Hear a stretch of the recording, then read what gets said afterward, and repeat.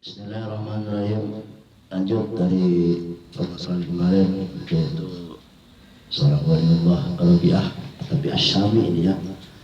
Kalau Rabi'ah Bishri itu Rabi'atul Adawiyah. Kali ini mungkin tampak jelasnya seorang perempuan juga waliullah, cuman Asyami, orang Syam, Damaskus. Nah, kemarin beliau katanya kayak mengemis untuk dikawini oleh seorang lelaki. Namun pada intinya beliau karena waliullah, bukannya mengemis dalam hati di sini tanda kutip ada nafsiyah, unsur nafsu, bukan. Justru sebelum terjadi perkawinan ini ada cerita yang mungkin unik yang ini menjadikan sabab daripada seorang waliullah menikah, dan itu beliau yang meminta untuk dinikahi pada seorang lelaki. Kemudian kemarin tujuannya karena untuk mengimpakkan harta peninggalan daripada suaminya yang kaya.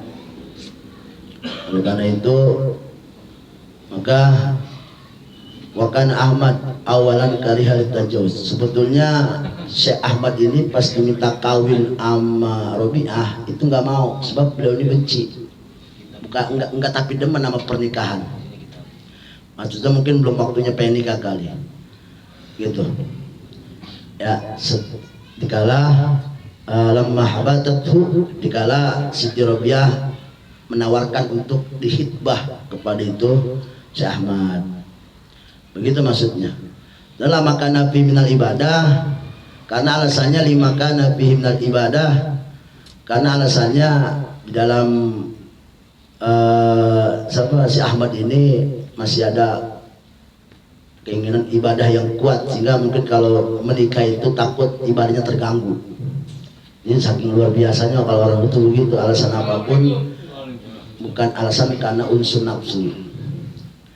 Maka waqala laha, maka pas diminta untuk dihitbah ini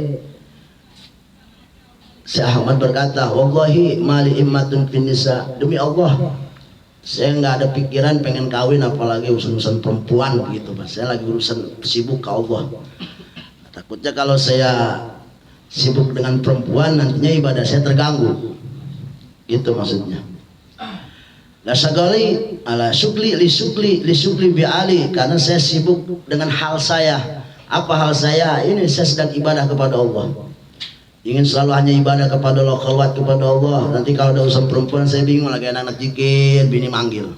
Ya kan? Lagi anak zikir, bini ngajarin kondangan. Ribet jadi urusannya. Lagi enak-enak ibadah, kata bini, "Bang, beras habis." Bingung aja lagi. Jadi keganggu pikiran khusyuk kepada Allah itu jadi terganggu. Takutnya seperti itu. Jadi katanya beliau sibuk, alasannya sibuk dengan halnya. Faqalat, lalu dijawab oleh Syekh Rabi'ah ini, inilah syaghala bi Ali, inilah ashghulu bi Ali minka. Saya juga sebetulnya tidak akan ada timbul kesibukan atau kerepotan bihali dengan tingkah saya minka daripada kamu. Artinya sebagai jawabannya, sama saya juga sebetulnya wa mal syahwah, dan saya nggak punya syahwat, sama artinya saya nggak ada keinginan untuk kawin itu, enggak. Jadi intinya yang laki-laki juga nggak punya keinginan, nggak ada niat, yang perempuan juga sama nggak ada keinginan untuk niat. Nah, cuman masalahnya kenapa walakin waristu malan jajilan, tetapi ini saya punya harta banyak, warisan dari suami saya yang meninggal. Oh, banyak udah babalatak tanah di mana-mana. Ya, jajilan akeh min jauji dari suamiku, fa'aratu antufakiha antan fiqoha ala ikhwanika.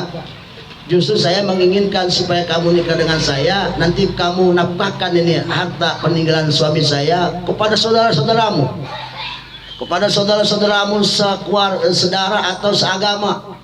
Jadi suruh nafkahkan, suruh berikan orang-orang yang butuh, suruh berikan mereka semua hartaku olah olehmu, silakan. Maksud tujuannya seperti itu. Saya minta kamu kawin dengan saya juga. Wa araku bika as-salihina. Kenapa saya milih milih antum untuk nikahin saya sebab saya lihat kamu itu orang soleh.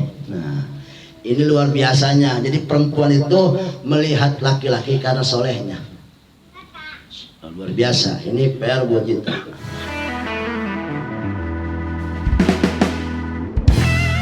Jadi tetap kawinkan 4 segi, yang diutamakan pertama adalah agamanya. Gitu. Jadi kesimpulannya beliau meminta Syekh Ahmad karena Syekh Ahmad dianggap oleh beliau Robiah ini minas solihina, termasuk orang-orang soleh. Wa yakunu li tariqun ilallah, maka dengan sebab inilah aku punya jalan untuk menuju Allah Subhanahu wa taala. Baru situ faqala atta istadana, Ustadi nanti saya minta izin dulu sama guru saya, sama guru spiritualnya. Jadi enggak ujuk-ujuk langsung terima, ya udah saya kawinin kamu dah sama saya. Enggak. Beliau minta petunjuk hidayah dulu, ilham sama gurunya, curhat. Bahasanya kalau kata kita nih, ada perempuan di kampung demen sama ayah. Gimana nih, Mbak jangan begitu maksudnya.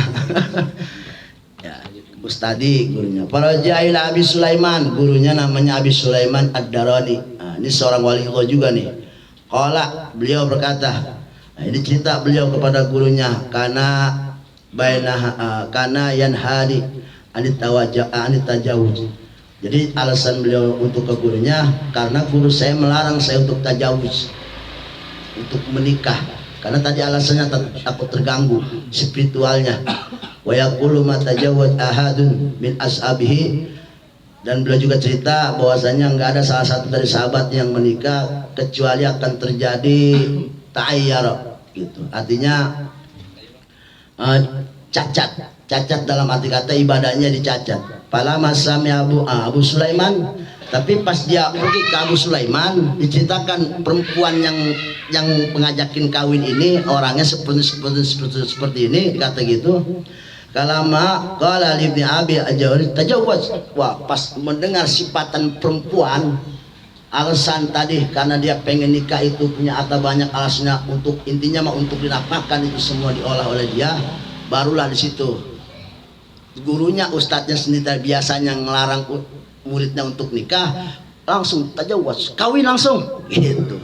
Kalau yang begitu mah ambil, begitu bahasanya, jangan disia-siain. Bakaya solehah, fa innaha waliyatun, bawa satu perempuan waliullah. Kenapa beliau ngomong waliullah? Sebab Ki Sulaiman juga waliullah. Sebab bahasa-bahasa juga bisa dibaca oleh wali dengan wali. Jadi intinya kesimpulannya ini wanita solehah, jangan kau sia-siakan. Kawin sekarang juga. Tadinya mah nggak boleh.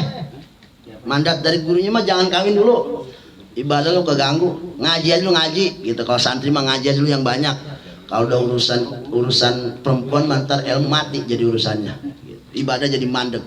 Yang tadinya ibadah 24 jam full, ini gara-gara perempuan hancur semua. Nah, makanya kita dalam ibadah nikah itu niatnya ibadah aja udah sama Allah. Sebab takutnya tadinya kita rajin ibadah, pas kawin jadi kendor ibadah. Ini kan berarti takut ini kawin ini jadi beban. Jangan jadikan beban sesuatu apapun yang terjadi hubungan kita dengan Allah. Jangan ada yang bisa memutus semua itu. Jangan ada yang bisa memutus akan semua apa yang terjadi nanti kita setelah kita alami dunia baru kita, yaitu dunia pernikahan. Maka untuk Allah jangan ada istilah gangguan-gangguan yang bisa mencederai kita hubungan kepada Allah Subhanahu wa taala. Takutnya itu menjadikan sebuah istidrak dari Allah Subhanahu wa taala. Maka kita hanya ingin berharap mudah-mudahan perkawinan bisa menjadikan tambah kita dekat kepada Allah Subhanahu wa taala. Sesadar mungkin memang itu godaan dan cobaan daripada kehidupan seorang muslim yang ingin menuju kepada Allah. Jadi jalanan kita menuju Allah itu apapun, bersifat apapun, jangan sampai menjadikan kita berhenti. Labas, kalau bisa hal-hal seperti apapun yang akan terjadi itu jadikan support kita untuk lebih kencang lagi menuju Allah Subhanahu wa taala. Itu tujuan Syekh Khati Rabi'ah Asy-Syami mengajak nikah kepada Syekh Ahmad, yang pada aslinya tadinya juga dua-duanya nggak ada niat untuk menikah. Setelah mendengar dari ujangan kiainya curhat tentang perempuan yang model gini mau ngajak nikah, langsung disuruh nikah. Kenapa beliau jawabannya fa innaha waliyatun, ini adalah min auliya ilahi ta'ala, perempuan ini jangan disia-siain.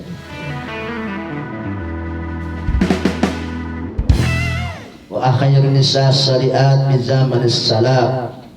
Inilah wanita-wanita yang menjadi pilihan-pilihan pada zaman salaf. Ini perempuan-perempuan akhir semua ini, perempuan-perempuan ahli baik semua yang model begini. Ya, dan ini min amsalid dzalikal katsira, banyak contoh-contohnya. Jadi intinya kalau perempuan-perempuan dulu itu sifatnya seperti ini. Ya, tidak ada tuh nikah berawal dari nafsaniyah, semua berawal dari agama. Jadi intinya pernikahan untuk menjaga agama. Robiah, nah ada cerita lagi, beres sudah tentang Robiah. Kita beralih kepada cerita yang baru. Jadi kita ambil hikmahnya apa? Cerita luar biasa kalau yang ini. Ada seorang yang biasa-biasa aja, wali bukan, kiai bukan, ustadz bukan, tapi punya karomah hebat gitu.